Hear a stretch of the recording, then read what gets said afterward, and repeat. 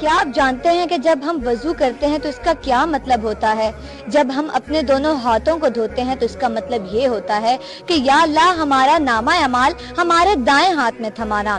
جب ہم کلی کرتے ہیں تو اس کا مطلب یہ ہوتا ہے کہ یا اللہ ہماری زبان کو حق اور سچ پر قائم رکھنا۔ جب ہم ناک میں پانی ڈالتے ہیں تو اس کا مطلب یہ ہوتا ہے کہ یا اللہ میری سانسوں کو جنت کی خوشبو سے معطر رکھنا۔ جب ہم اپنا منہ دھوتے ہیں تو اس کا مطلب یہ ہوتا ہے کہ یا اللہ جس دن چہرے سیاہ کیے جائیں گے اس دن میرے چہرے کو روشن رکھنا۔ جب ہم دائیں ہاتھ کی کونی دھوتے ہیں تو اس کا مطلب یہ ہوتا ہے کہ یا اللہ مجھے دائیں ہاتھ والوں میں شامل فرمانا۔ اور جب ہم بائیں ہاتھ کی کونی دھوتے ہیں تو اس کا مطلب یہ ہوتا ہے کہ یا اللہ مجھے بائیں ہاتھ والوں میں شامل فرمانا۔ جب ہم سر کا مسح کرتے ہیں تو اس کا مطلب یہ ہوتا ہے کہ یا اللہ میرے سر کو جہنم کی آگ سے بچانا۔ اور جب ہم پاؤں دھوتے ہیں تو اس کا مطلب یہ ہوتا ہے کہ یا اللہ میرے قدموں کو کبھی بھی سیدھے راستے سے مت بھٹکنے دینا۔